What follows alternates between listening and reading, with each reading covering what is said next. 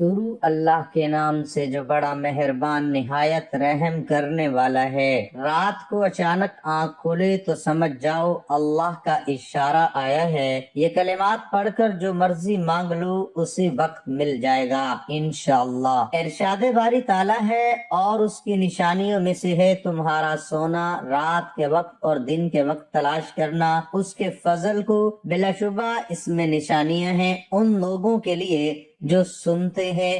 دوسری جگہ ارشاد فرمایا اور ہم نے بنا دیا تمہاری نیند کو باعث آرام۔ حضرت جابر بن عبداللہ رضی اللہ تعالی عنہ سے مروی ہے کہ حضور صلی اللہ علیہ وسلم نے فرمایا جب تم رات کے وقت سونے لگو تو چراغ بجھا دیا کرو اور دروازے بند کر دیا کرو۔ حضرت عبداللہ بن عمر رضی اللہ تعالی عنہ نبی کریم صلی اللہ علیہ وسلم نے فرمایا اپنے گھروں میں سوتے وقت جلتی ہوئی آگ نہ رہنے دو۔ حضرت برا بن عازب رضی اللہ تعالی عنہ سے مروی ہے کہ حضور نبی کریم صلی اللہ علیہ وسلم نے فرمایا جب تم اپنے بستر پر آؤ تو نماز کی طرح کا وضو کرو اور پھر سیدھی کروٹ لیٹ جاؤ۔ رسول کریم صلی اللہ علیہ وسلم نے سونے سے پہلے بستر کو 3 بار جھاڑنے کا حکم دیا ہے۔ حضرت ابو ہریرہ رضی اللہ تعالی عنہ سے مروی ہے رسول خدا صلی اللہ علیہ وسلم نے فرمایا جب تم سے کوئی اپنے بستر پر سونے کے لیے آئے تو اپنے بستر کو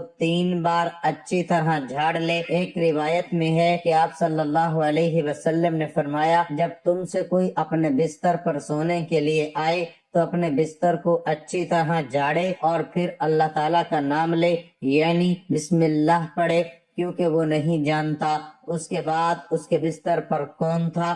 رسول کریم صلی اللہ علیہ وسلم کا طریقہ کار یہ تھا کہ آپ صلی اللہ علیہ وسلم جب تک قرآن مجید میں سے کچھ تلاوت نہیں فرما لیا کرتے تھے سوتے نہیں تھے۔ قرآن پاک پڑھ کر سونے سے انسان شیطان کی شرارتوں سے محفوظ رہتا ہے۔ حضرت ابو ہریرہ رضی اللہ تعالیٰ عنہ کا واقعہ جس میں ایک چور روز کچھ نہ کچھ چوری کر لیتا تھا اور جب آپ نے اسے پکڑ کر حضور صلی اللہ علیہ وسلم کے سامنے پیش کرنے کا ارادہ فرمایا تو اس نے کہا کہ مجھے چھوڑ دیں، میں آپ کو کچھ کلمات بتاتا ہوں جن کا اللہ تعالیٰ تمہیں بہت فائدہ دے گا۔ جب تم اپنے بستر پر جاؤ تو آیت الکرسی پڑھ لیا کرو، اللہ تعالیٰ کی طرف سے تمہاری حفاظت پر ایک فرشتہ مامور ہو جائے گا اور صبح تک شیطان بھی تمہارے پاس نہیں آئے گا۔ رسول پاک صلی اللہ علیہ وسلم نے فرمایا اس نے تم سے سچ کہا لیکن وہ خود بڑا جھوٹا ہے۔ آپ نے کہا تم جانتے ہو تم 3 راتیں کس سے باتیں کرتے رہے ہو؟ میں نے عرض کی نہیں۔ آپ صلی اللہ علیہ وسلم نے فرمایا وہ شیطان ہی تھا۔ نبی کریم صلی اللہ علیہ وسلم ایک بار چٹائی پر سو رہے تھے، لیٹنے سے پہلے آپ صلی اللہ علیہ وسلم کے جسم پر چٹائی کے نشانات پڑ گئے۔ حضرت عبداللہ بن مسعود رضی اللہ تعالی عنہ فرماتے ہیں میں یہ دیکھ کر رونے لگا۔ نبی صلی اللہ علیہ وسلم نے مجھے دیکھا تو فرمایا کیوں رو رہے ہو؟ میں نے عرض کیا یا رسول اللہ صلی اللہ علیہ وسلم یہ کیسر و کسرا تو ریشم اور مخمل کے گدوں پر سوئیں اور آپ صلی اللہ علیہ وسلم بوریے پر۔ نبی صلی اللہ علیہ وسلم نے ارشاد فرمایا یہ رونے کی بات نہیں، ان کے لیے دنیا ہے اور ہمارے لیے آخرت ہے۔ ایک بار نبی صلی اللہ علیہ وسلم نے ارشاد فرمایا میں عیش و آرام اور بے فکری کی زندگی کیسے گزار سکتا ہوں جبکہ حال یہ ہے کہ اسرافیل علیہ السلام منہ میں سور لیے کان لگائے حکم بجا لانے کے لیے سر جھکائے انتظار کر رہے ہیں کہ کب سور پھونکنے کا حکم ہوتا ہے۔ نبی صلی اللہ علیہ وسلم کا یہ اسوہ مطالبہ کرتا ہے کہ مومن اس دنیا میں مجاہدانہ زندگی گزارے اور عیش کوشی سے پرہیز کرے۔ سونے سے پہلے وضو کرنے کا بھی اہتمام کیجیے اور پاک صاف ہو کر سوئیے۔ اگر ہاتھوں میں چکنائی وغیرہ ہو تو ہاتھوں کو خوب اچھی طرح دھو کر سوئیے۔ نبی صلی اللہ علیہ وسلم کا ارشاد ہے جس کے ہاتھ میں چکنائی وغیرہ لگی ہو اور وہ اسے دھوئے بغیر سو گیا اور اسے کوئی نقصان پہنچا یعنی کسی جانور نے کاٹ لیا تو وہ اپنے آپ کو ملامت کرے کہ دھوئے بغیر کیوں سو گیا تھا۔ نبی صلی اللہ علیہ وسلم کا معمول تھا کہ سونے سے پہلے آپ صلی اللہ علیہ وسلم وضو فرماتے، اور اگر کبھی اس حال میں سونے کا ارادہ فرماتے کہ غسل کی حاجت ہوتی تو ناپاکی کے مقام کو دھونے اور پھر وضو کر کے سو رہتے۔ سونے کے وقت گھر کا دروازہ بند کر لیجئے، کھانے پینے کے برتن ڈھانک دیجئے۔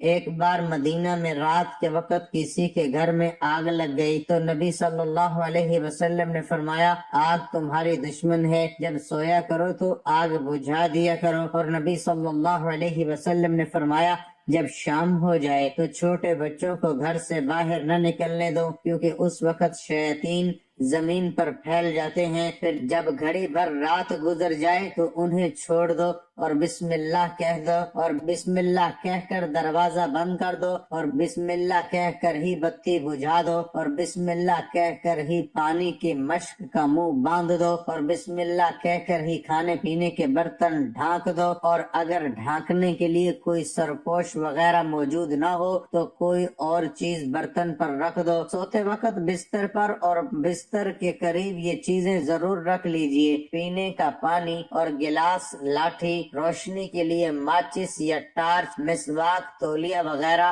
اگر آپ کہیں مہمان ہوں تو گھر والوں سے بیت الخلاء وغیرہ ضرور معلوم کیجئے، ہو سکتا ہے کہ رات میں کسی وقت ضرورت پیش آ جائے اور زحمت ہو۔ نبی صلی اللہ علیہ وسلم جب آرام فرماتے تو آپ صلی اللہ علیہ وسلم کے سرہانے 7 چیزیں رکھی رہتی: تیل کی شیشی، کنگا، سرما دانی، کینچی، مسواک، آئینہ، اور 7 لکڑی کی ایک چھوٹی سی سیخ جو سر وغیرہ کھجانے کے کام آتی۔ سوتے وقت اپنے جوتے اور کپڑے وغیرہ پاس ہی رکھیے کہ جب سو کر اٹھے تو تلاش نہ کرنے پڑے، اور اٹھتے ہی جوتے میں پیر نہ ڈالیے۔ اسی طرح کپڑے بھی بغیر جھاڑے نہ پہنیے، پہلے جھاڑ لیجئے۔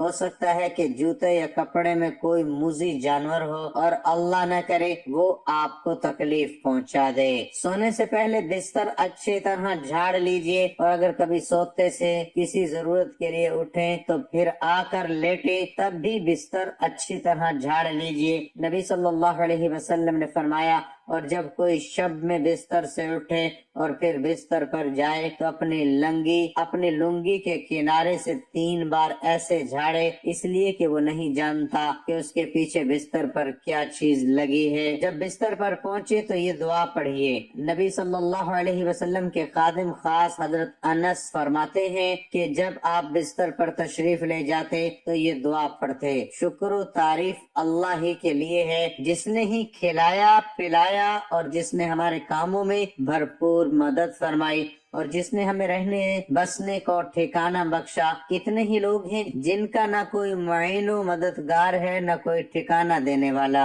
بستر پر پہنچنے پر قرآن پاک کا کچھ حصہ ضرور پڑھیے۔ نبی صلی اللہ علیہ وسلم سونے سے پہلے قرآن پاک کا کچھ حصہ ضرور تلاوت فرماتے۔ نبی صلی اللہ علیہ وسلم کا ارشاد ہے: جو شخص اپنے بستر پر آرام کرتے وقت کتاب اللہ کی کوئی سورت پڑھتا ہے تو اللہ تعالیٰ اس کے پاس ایک فرشتہ بھیجتا ہے جو ہر تکلیف دہ چیز سے اس کے بیدار ہونے تک اس کی حفاظت کرتا ہے، خواہ وہ کسی بھی وقت نیند سے بیدار ہو۔ اور آپ صلی اللہ علیہ وسلم نے فرمایا جب آدمی سونے کے لیے اپنے بستر پر پہنچتا ہے تو اسی وقت ایک فرشتہ اور شیطان اس کے پاس آ پہنچتے ہیں۔ فرشتہ اسے کہتا ہے اپنے اعمال کا خاتمہ بھلائی پر کرو، اور شیطان کہتا ہے اپنے اعمال کا خاتمہ برائی پر کرو۔ پھر اگر وہ آدمی اللہ کا ذکر کر کے سویا تو فرشتہ رات بھر اس کی حفاظت کرتا ہے۔ حضرت عائشہ رضی اللہ تعالی عنہا کا بیان ہے کہ نبی صلی اللہ علیہ وسلم جب بستر پر تشریف لے جاتے تو دونوں ہاتھ دعا مانگنے کی طرح ملاتے اور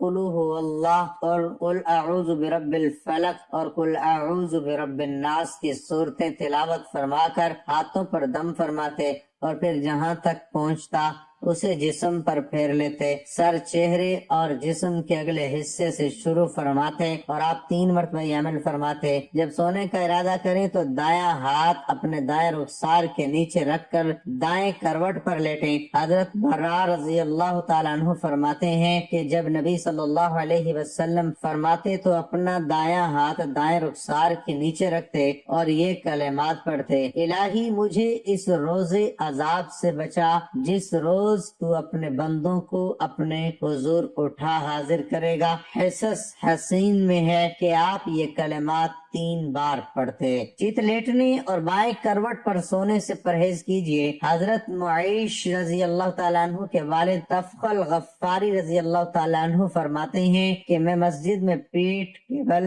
لیٹا ہوا تھا کہ کسی صاحب نے مجھے اپنے پاؤں سے ہلایا اور کہا: اس طرح لیٹنے کو اللہ ناپسند فرماتے ہیں۔ اب جو میں نے دیکھا تو وہ نبی صلی اللہ علیہ وسلم تھے۔ سونے کے لیے ایسی جگہ کا انتخاب کیجیے جہاں تازہ ہوا پہنچتی ہو۔ ایسے بند کمروں میں سونے سے پرہیز کیجیے جہاں تازہ ہوا کا گزر نہ ہوتا ہو۔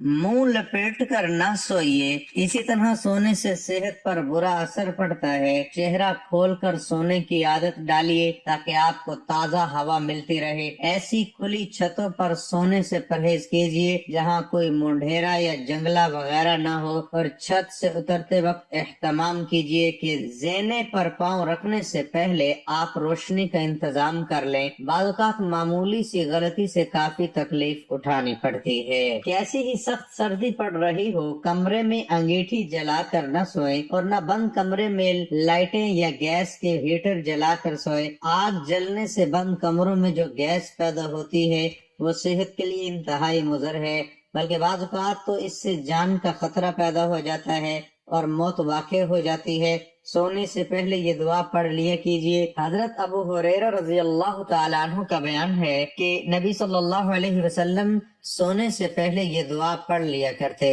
اے میرے رب، تیری ہی نام سے میں نے اپنا پہلو بستر پر رکھا اور تیرے ہی سہارے میں اس کو بستر سے اٹھاؤں گا۔ اگر تو رات ہی میری جان قبض کرے تو اس پر رحم فرمایا، اور اگر تو اسے چھوڑ کر مزید مہلت دے تو اس کی حفاظت فرما جس طرح تو اپنے نیک بندوں کی حفاظت کرتا ہے۔ اگر یہ دعا یاد نہ ہو تو مختصر سی یہ دعا ہے: اللہم باسمک اموت و احیا، الہی میں تیرے ہی نام سے موت کی آغوش میں جاتا ہوں اور تیرے ہی نام سے زندہ اٹھوں گا۔ رات کے آخری حصے میں اٹھنے کی عادت ڈالیے۔ نفس کی تربیت اور اللہ سے تعلق پیدا کرنے کے لیے آخری شب میں اٹھنا اور اللہ کو یاد کرنا ضروری ہے۔ اللہ نے اپنے محبوب بندوں کی یہی امتیازی خوبی بیان فرمائی ہے کہ راتوں کو اٹھ کر اللہ کے حضور رکوع و سجود کرتے ہیں اور اپنے گناہوں کی معافی مانگتے ہیں۔ نبی صلی اللہ علیہ وسلم کا معمول تھا کہ آپ اول رات میں آرام فرماتے اور آخر شب میں اٹھ کر اللہ کی عبادت میں مشغول ہو جاتے۔ نیند سے بیدار ہونے پر دعا پڑھیے: شکر اور تعریف اللہ ہی کے لیے ہے جس نے ہمیں مردہ کر دینے کے بعد زندگی سے نوازا اور اسی کے حضور اٹھ کر حاضر ہونا ہے۔ جب کوئی اچھا خواب دیکھیں تو اللہ کا شکر ادا کیجیے اور اس کو اپنے حق میں بشارت سمجھے۔ نبی صلی اللہ علیہ وسلم کا ارشاد ہے کہ اب نبوت میں سے بشارتوں کے سوا کچھ باقی نہیں رہا۔ لوگوں نے پوچھا بشارت سے کیا مراد ہے؟ فرمایا اچھا خواب۔ اور آپ صلی اللہ علیہ وسلم نے یہ بھی فرمایا کہ تم میں جو زیادہ سچا ہے اس کا خواب بھی زیادہ سچا ہوگا۔ اور آپ نے یہ ہدایت بھی فرمائی کہ جب بھی کوئی اچھا خواب دیکھو تو اللہ کی حمد و ثنا کرو اور اس کو بیان کرو اور دوست سے ہی بیان کرو۔ نبی صلی اللہ علیہ وسلم جب کبھی کوئی خواب دیکھتے تو صحابہ کرام رضی اللہ تعالیٰ عنہم سے بیان فرماتے اور صحابہ کرام رضی اللہ عنہم سے بھی فرماتے کہ اپنا خواب بیان کرو، میں اس کی تعبیر دوں گا۔ درود شریف کثرت سے پڑھیے، توقع ہے کہ اللہ تعالیٰ نبی صلی اللہ علیہ وسلم کی زیارت سے مشرف فرمائے گا۔ حضرت مولانا محمد علی منگوری نے ایک بار حضرت فضل الرحمان گنج مراد آبادی سے سوال کیا کہ کوئی خاص درود شریف بتائیے جس سے نبی صلی اللہ علیہ وسلم کا دیدار حاصل ہو، تو فرمایا کوئی خاص درود نہیں ہے، بس خلوص پیدا کرنا ہے۔ پھر کچھ تعامل کے بعد ارشاد فرمایا البتہ سید حسن کو اس دور کا عمل کارگر ہوا، الہی رحمت نازل فرما، محمد محمد پر اور ان کی آل پر ان کی تمام چیزوں کی تعداد کے بقدر جو تیرے علم میں ہے۔ نبی صلی اللہ علیہ وسلم نے فرمایا جس شخص نے خواب میں مجھے دیکھا اس نے واقعی مجھ کو دیکھا، اس لیے کہ شیطان میری صورت میں نہیں آ سکتا۔ حضرت یزید فارسی قرآن پاک لکھا کرتے تھے۔ ایک بار آپ صلی اللہ علیہ وسلم کو خواب میں نبی صلی اللہ علیہ وسلم کا دیدار نصیب ہوا۔ حضرت ابن عباس رضی اللہ تعالیٰ عنہ حیات تھے۔ حضرت یزید نے سے ذکر کیا تو حضرت ابن عباس رضی اللہ تعالیٰ عنہ کی یہ حدیث سنائی کہ جس نے خواب میں مجھے دیکھا اس نے واقعی مجھ کو دیکھا، اس لیے کہ شیطان میری صورت میں نہیں آ سکتا۔ پھر پوچھا تم نے خواب میں جس ذات کو دیکھا ہے اس کا حلیہ بیان کر سکتے ہو؟ حضرت یزید نے کہا آپ صلی اللہ علیہ وسلم کا بدن اور آپ صلی اللہ علیہ وسلم کا قد و قامت انتہائی متوازن تھا۔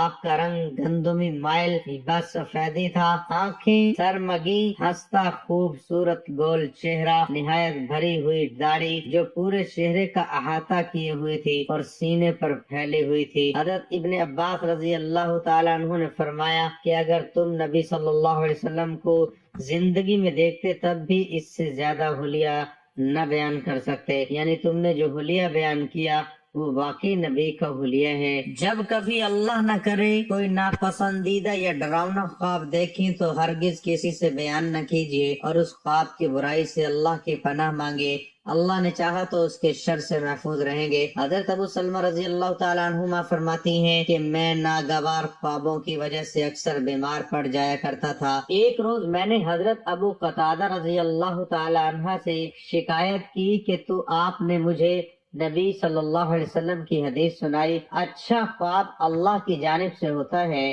اگر تم میں سے کوئی اچھا خواب دیکھے تو اپنے مخلص دوست کے سوا کسی اور سے نہ بیان کرے، اور نہ کوئی ناپسندیدہ خواب دیکھے تو قطعاً کسی کو نہ بتائے، بلکہ جاگتے ہی اعوذ باللہ من الشیطان الرجیم پڑھ کر 3 بار بائیں جانب تھتکار دے اور کروٹ بدل لے تو وہ خواب کے شر سے محفوظ رہے گا۔ اپنے جی سے گڑھ کر خواب کبھی بیان نہ کیجیے۔ حضرت عبداللہ بن عباس رضی اللہ تعالیٰ عنہ کا بیان ہے کہ نبی صلی اللہ علیہ وسلم نے فرمایا جو خواب دیکھے بغیر اپنی طرف سے گھڑ گھڑ کر بیان کرے گا اس کو یہ سزا دی جائے گی کہ جو کہ 2 دانوں میں گروہ لگائے اور وہ ایسا کبھی نہ کر سکے گا۔ اور آپ صلی اللہ علیہ وسلم نے فرمایا یہ بہت بڑا بہتان ہے کہ آدمی ایسی بات کہے جو اس کی آنکھوں نے نہیں دیکھی ہے۔ جب کوئی دوست اپنا خواب سنائے تو اس کی اچھی تعبیر دیجیے اور اس کے حق میں دعا کیجیے۔ ایک آدمی نے ایک بار نبی صلی اللہ علیہ وسلم سے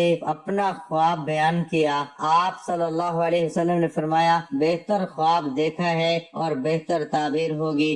نبی صلی اللہ علیہ وسلم عام طور پر فجر کی نماز کے بعد پالتی مار کر بیٹھ جاتے اور لوگوں سے فرماتے جس نے جو خواب دیکھنا ہو بیان کرے، اور خواب سننے سے پہلے یہ الفاظ فرماتے اس خواب کی بھلائی تمہیں بہت نصیب ہو اور اس کی برائی سے تم محفوظ رہو، ہمارے حق میں خیر اور ہمارے دشمنوں کے لیے وبال ہو، اور حمد و شکر اللہ ہی کے لیے ہے جو تمام عالموں کا رب ہے۔ کبھی خواب میں ڈر جائیں یا کبھی پریشان کن خواب دیکھ کر پریشانی میں مبتلا ہو جائیں تو خوف اور پریشانی دور کرنے کے لیے یہ دعا پڑھیے اور اپنے ہوشیار بچوں کو بھی یہ دعا کرائیں۔ حضرت عبداللہ بن عمرو بن العاص رضی اللہ تعالیٰ عنہ کہتے ہیں جب کوئی خواب میں ڈر جاتا ہے یا پریشان ہو جاتا ہے تو نبی صلی اللہ علیہ وسلم اس کی پریشانی دور کرنے کے لیے یہ دعا تلقین فرماتے میں اللہ ہی کے کلمات کاملہ کی پناہ مانگتا ہوں، اس کے غضب و غصے سے، اس کی سزا سے، اس کے بندوں کی برائی سے، شیاطین کے وسوسوں سے اور اس بات سے کہ وہ میرے پاس آئیں۔ محترم ناظرین اب چلتے ہیں وظیفے کی جانب۔ میرے بھائیوں اور بہنوں رات کو اچانک آنکھ کھلے تو سمجھ جاؤ اللہ کا اشارہ آیا ہے، یہ کلمات پڑھ کر جو مرضی مانگ لو اسی وقت مل جائے گا انشاءاللہ۔ محترم ناظرین حدیث کے الفاظ آپ کے سامنے رکھتا ہوں۔ ایک بندہ سویا اٹھا ہے، یعنی سو رہا تھا، کروٹ لی بیدار ہو گیا۔ اب اس بیداری کے عالم میں اس کی یہ ٹریننگ ہونی چاہیے، صرف یہ 2 وظائف پڑھیں، لا الہ الا اللہ وحدہ لا شریک لہ لہ الملک ولہ الحمد وہو علی کل شیء قدیر کے ساتھ اگر کوئی بندہ سبحان اللہ والحمد للہ ولا الہ الا اللہ واللہ اکبر ولا حول ولا قوة الا باللہ العلی العظیم اگر پڑھ لیتا ہے یہ وظیفہ دونوں ملا کے ایک دفعہ پڑھ لیتا ہے، حدیث میں ہے سویا کروٹ لی اچانک آنکھ کھلی، رفع حاجت کے لیے آنکھ کھلی، کسی کام کے لیے آنکھ کھل گئی، صرف ایک مرتبہ یہ 2 وظیفے پڑھتا ہے، اس کے بعد اللہ رب العزت سے جو بھی دعا کرتا ہے، نبی کریم صلی اللہ علیہ وسلم نے کہا وہ دعا فی الفور اللہ رب العزت قبول کر لیتے ہیں، فوراً قبول کر لیتے ہیں۔ حدیث میں یہ بھی موجود ہے جو سونے سے پہلے یہ 2 وظیفے ملا کے صرف ایک مرتبہ یہ دونوں وظیفے پڑھتا ہے، ایک مرتبہ، صرف 100 کی بات نہیں ہے، صرف ایک مرتبہ پڑھتا ہے، مانگتا ہے اسے دے دیا جاتا ہے۔ ناظرین اکرام، رات کو جب بھی آنکھ کھلے یہ کلمات ضرور پڑھ لیا کریں۔ یہ کلمات پڑھنے کے بعد آپ اللہ پاک سے جو بھی مانگیں گے آپ کی فوراً دعا قبول ہو جائے گی۔ محترم ناظرین، اس زندگی کی سب سے طاقتور شاید دعا ہے، دعا ایک دل سے نکلی فریاد ہے، پکار ہے جسے تڑپ کر کبھی رو کے کبھی سجدوں میں اور کچھ راتوں کو اٹھ کر اپنے رب سے ہم مانگتے ہیں۔ جب اس بات کا یقین ہوتا ہے کہ سننے والا ہماری شارگ سے بھی قریب ہے اور ہمیں سن رہا ہے تو فرط جذبات میں ہمارے آنسو بہتے ہیں، اپنی بے بسی اور محتاجی کا احساس بڑھتا ہے، اور اس ذات پر جتنا یقین ہوتا ہے اتنی ہی ایمان کی پختگی کے ساتھ دعا مانگتے ہیں۔ دعا دل سے اور یقین کی مضبوطی سے مانگی جائے تو ضرور قبول ہوتی ہے۔ دینے والا تو اتنا با اختیار ہے کہ اس کی ایک جنبش اور کن فیکون ہماری زندگیاں بدلنے کے لیے کافی ہے۔ کبھی کبھار ساری عمر دعا کرتے ہیں، قبول نہیں ہوتی، نہ قبول ہونے میں ہماری بہتری ہوتی ہے، یا پھر اللہ کو ہمارا اس کو پکارنا، یاد کرنا، گڑ گڑانا اتنا پسند ہوتا ہے کہ وہ ہمیں کچھ نعمتوں سے محتاج ہی رکھتا ہے۔ کبھی کبھار ہمارے ایمان کی آزمائش ہوتی ہے اور کبھی کبھار دعا میں وہ شدت اور یقین کامل نہیں ہوتا۔ دینے پہ آئے وہ رب تو دل میں چھپے تحریف اور دبے سے خیال کو بھی صورت دے دیتا ہے، نہ دینا چاہے تو دل میں ٹھاٹھیں مارتی حسرتیں بھی پوری نہیں کرتا۔ وہ مالک، وہ بے نیاز میرا ایمان ہے کہ دعا سے پیاری اور خدا سے جوڑ کے رکھنے والی کوئی اور چیز نہیں۔ تقدیر کو دعا کے سوا کوئی چیز نہیں بدل سکتی، لیکن اعتقاد اور ایمان کا اندازہ دعا کی قبولیت سے نہیں، دعا کے قبول نہ ہونے سے لگایا جا سکتا ہے۔ اگر آپ کی دعا قبول نہیں ہو رہی تو مانگنے میں اور التجا اور عاجزی لے آئیے، صدقہ دیجئے اور اللہ کے سوا کسی اور کو بیچ میں مت لائیے۔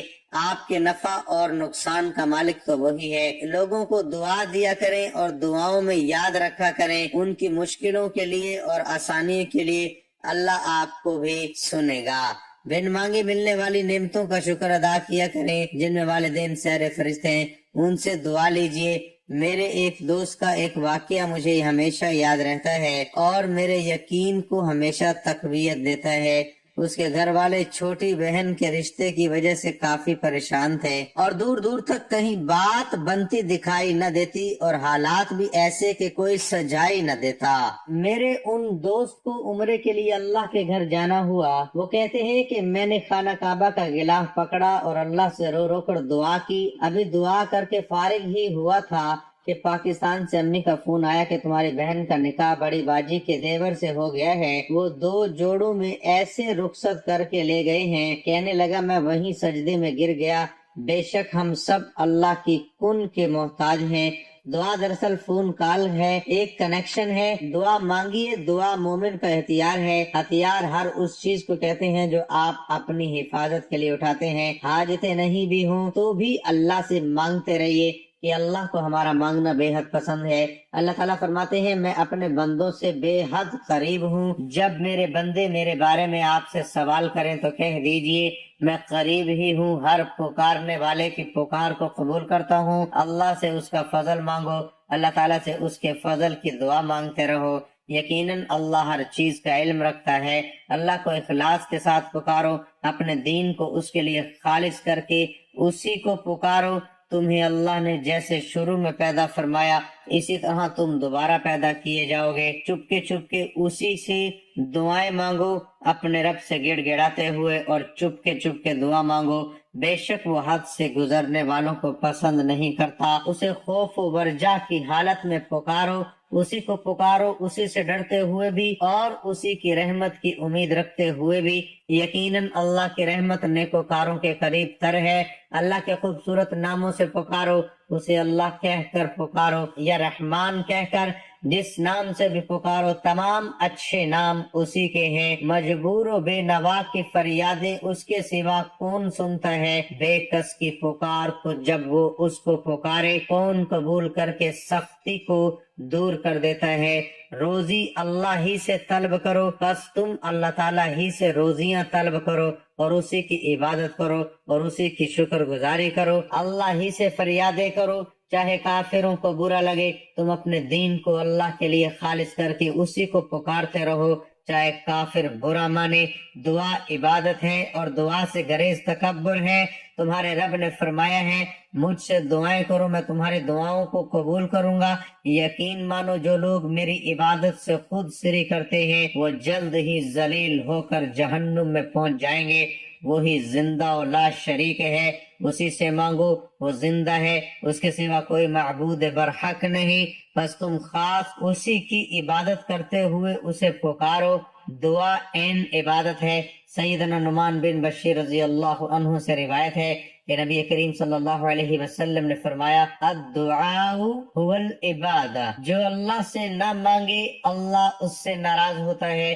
سیدنا ابو ہریرہ رضی اللہ عنہ سے روایت ہے کہ رسول کریم صلی اللہ علیہ وسلم نے فرمایا جو اللہ سے مانگنا چھوڑ دے اللہ اس پر ناراض ہوتا ہے۔ اللہ تعالیٰ کو دعا سے بڑھ کر کوئی چیز محبوب نہیں۔ سیدنا ابو ہریرہ رضی اللہ عنہ سے روایت ہے کہ رسول اللہ صلی اللہ علیہ وسلم نے فرمایا اللہ کے نزدیک دعا سے بڑھ کر کوئی چیز زیادہ قابل عزت نہیں۔ سیدنا انس بن مالک رضی اللہ عنہ سے روایت ہے کہ نبی کریم صلی اللہ علیہ وسلم اللہ رب العزت سے روایت کرتے ہوئے فرماتے ہیں کہ اللہ تعالیٰ فرماتا ہے آدم کے بیٹے جب تک تو مجھ سے دعا کرتا رہے گا اور مجھ سے امید رکھے گا میں تمہیں معاف کرتا رہوں گا چاہے تم سے کچھ بھی سرزد ہوتا رہے۔ ابن آدم مجھے اس امر کی کوئی پرواہ نہیں کہ اگر تمہارے گناہ آسمان کی بلندیوں تک بھی پہنچ جائے پھر تم مجھ سے بخشش طلب کرو تو میں تمہیں بخش دوں گا اور مجھے اس کی کوئی پرواہ نہیں۔